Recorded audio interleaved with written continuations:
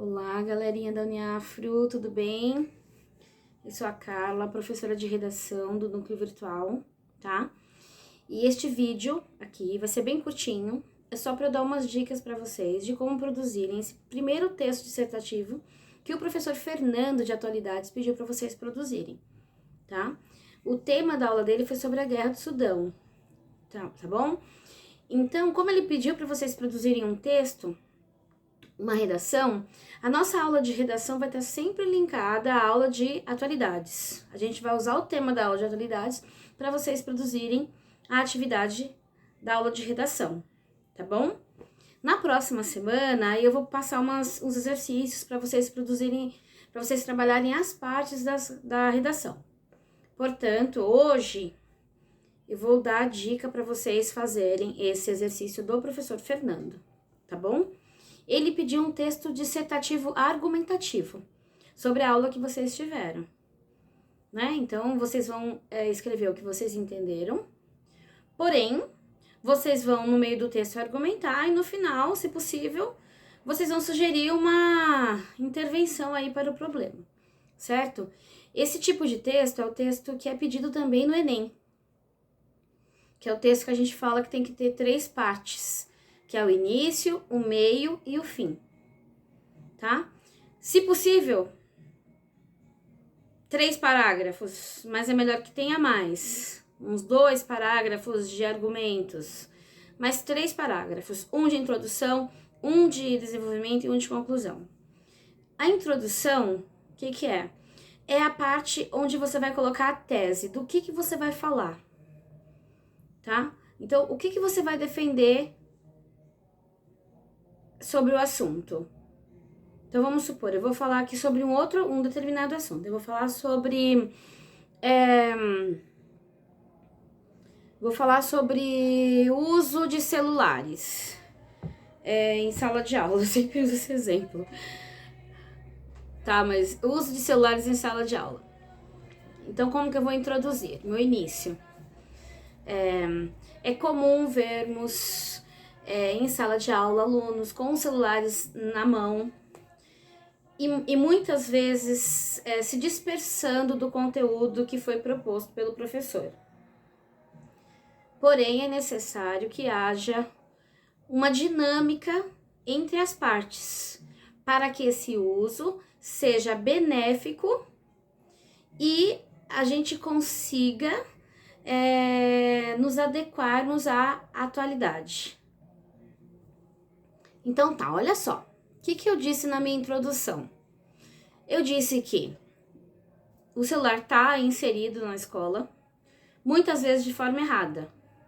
Porém, é necessário sim que a gente consiga uma dinâmica para acertar isso. Então eu tô falando que eu sou favorável ao uso do celular.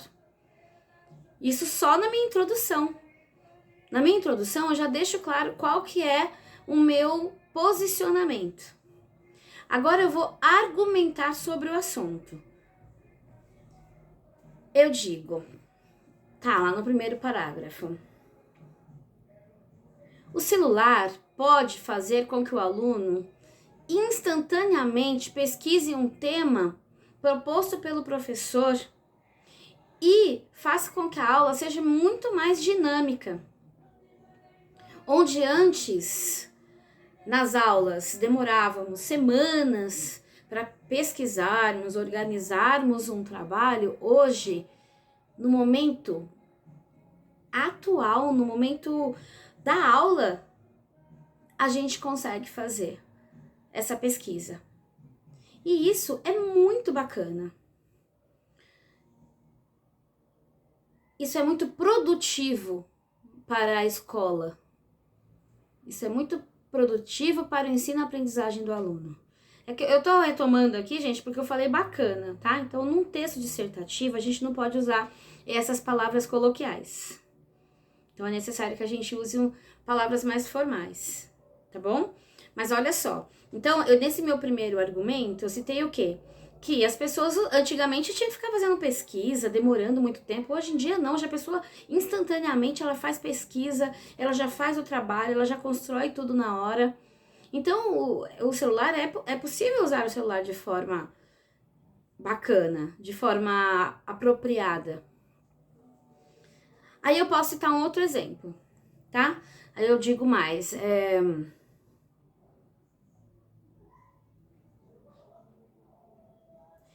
é claro que em alguns momentos o professor se desgasta, pedindo para que alunos não joguem no momento da explicação, não fiquem nas redes sociais, mas é muito mais, há muito mais vantagens do que desvantagens com essa parceria com a tecnologia, pois ela está aí para nós e a gente precisa sim aprender a nos adequarmos a ela. Então eu citei dois momentos, eu citei dois exemplos. Um exemplo que é muito bom, que o aluno pode pesquisar tudo na hora, e o outro exemplo que ele se dispersa, isso não é tão bom, mas que a gente precisa pensar em alguma estratégia. No final, é o meu último parágrafo, né? Que normalmente eu começo com uma palavrinha, que é uma palavra que a gente chama de elemento coesivo. Que eu digo assim, um por fim, um portanto, entretanto, eu tô finalizando. E eu vou sugerir uma conclusão. Portanto, é necessário que professores, que gestores da escola e alunos consigam uma dinâmica onde o uso do celular seja para uso educacional, sem estresse, e que todas as partes consigam, de forma leve, utilizar esse mecanismo como suporte, que não seja usado como regra, que a tecnologia veio para nos ajudar. Não tem que ser uma regra, mas que seja um suporte, algo a mais no ensino-aprendizagem dos nossos alunos. Então, olha a minha solução. Minha solução é o quê?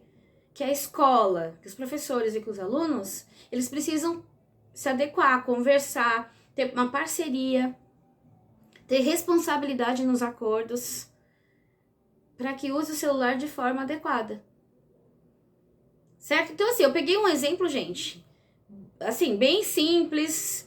Os argumentos que eu usei, assim, quando a gente vai escrever uma dissertação, é importante que a gente tenha dados, que a gente tenha exemplos que sejam mais firmes, mais eficazes, né, que às vezes até citado por pesquisadores. Eu construí algo aqui na hora, coisa bem banal mesmo, mas só para vocês perceberem como tem que ser a estrutura, tá? Que é começo, meio e fim. Eu introduzo, no meio eu coloco o desenvolvimento, que são os meus argumentos, o porquê de eu achar aquilo que eu coloquei no meu início, e o final eu vou sugerir uma solução para o problema, certo? Porque normalmente numa dissertação argumentativa são assuntos polêmicos. Tem algo, tá acontecendo alguma coisa que não tá legal, então a gente sugere algum problema, uma intervenção, certo? O Enem pede a conclusão com intervenção, tá? Tem alguns vestibulares que não, pede um final só uma conclusão, mas o Enem, ele pede essa conclusão, tá bom? Então, introdução, desenvolvimento e conclusão. Agora vamos fazer um apanhadão aqui para a estrutura básica do texto. Parágrafo.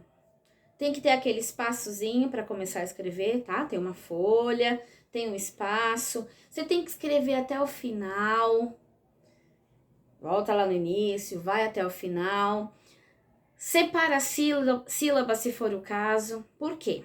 Por exemplo, o Enem, ele desconta ponto se você deixar espaços em branco ali no finalzinho. Tem gente que acha bonitinho não separar a palavra lá. Eu escrevi a palavra celular.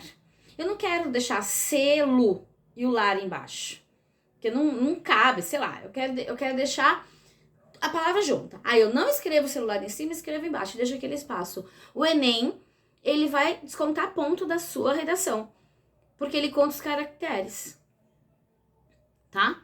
Então, você tem que usar todos os espaços. Isso são as estruturas, então é necessário. Uma coisa que é muito importante também a gente se atentar. ao uso dos interlocutores, que são esses elementos coesivos, né? Por exemplo, eu citei 2 argumentos. Então, é importante que eu fale assim, eu cito um argumento, depois eu digo, além disso, para citar outro argumento. Na minha conclusão, que é o final, eu fale, portanto, por fim, entretanto. Então, assim, eles analisam se a gente consegue usar esses elementos coesivos, porque é ele que dá liga no texto. O mas, o porquê, certo? Tem o uso da pontuação também. Vocês viram que eu tô falando muito no geral? Porque a gente vai ter essas aulas, tá? Então, vamos por na próxima aula agora, eu vou pegar só os elementos coesivos para trabalhar com vocês. Hoje aqui, eu tô dando dicas só para vocês escreverem o texto do Fernando, que vai servir também para aula de redação, tá? Então, é o texto dissertativo argumentativo, com início, meio e fim. Tá com dúvida para escrever? Pesquisa na internet. Estrutura de um texto dissertativo argumentativo. Você vai pesquisar um modelo, não é para você colocar lá para escrever para você. Pesquisa o modelo, tá? Como é a estrutura do texto dissertativo argumentativo, tá bem? E uma coisa importante. No Enem, vamos supor, a redação vale 100. 50% da nota, praticamente 50%, é a conclusão. Qual é a sua intervenção para o problema? Primeiro, eles não querem que vocês agridam os direitos humanos, eles querem ver se vocês não estão no mundo da lua, etc. Quando eu vou sugerir uma solução para o problema, eu tenho que indicar quem vai resolver, como vai resolver, o porquê vai resolver, certo? Então, quando eu coloquei lá que é necessário que professores, alunos e gestores, então eu estou indicando quem? Façam o quê? Organizem uma dinâmica e uma parceria para que o uso, né? Então, qual que é? Façam o quê? Organizem uma dinâmica. Para quê? Para que o uso seja adequado, seja benéfico, blá, blá, blá, blá. Então, tem que ter isso. Para quê? Por quê? Quem vai fazer e o que vai fazer. Precisa ter isso. Então, por que se eu digo assim lá na minha conclusão? É necessário que as pessoas se conscientizem. Fica muito genérico. Ah, então as pessoas se conscientizem do quê? Como? Então eu preciso colocar isso na minha conclusão. E isso vai descontar ponto. Então você tem que concluir de uma maneira, você indicar como a gente vai fazer aquilo. Essas pessoas vão fazer isso de tal maneira para acontecer isso. E se puder indicar mais de uma pessoa, quando eu digo pessoa, é um órgão específico, pode ser, eu posso falar do governo, eu posso falar da televisão, eu posso falar da escola, eu posso falar dos pais, mas eu tenho que indicar mais de um agente, é melhor ainda, tá? Então, gente, olha, aqui são as primeiras dicas, só um apanhadão para vocês realizarem a atividade do professor Fernando. Então, segunda, daqui 15 dias, aí eu vou postar a nossa aula com a primeira atividade de redação, que é pra gente aprender alguns macetes específicos. Elementos coesivos, por exemplo, tá bom? Então, qualquer coisa, só mandar mensagem. Eu tô lá no grupo dos alunos, pode perguntar, estou disponível para vocês. Então, um beijão.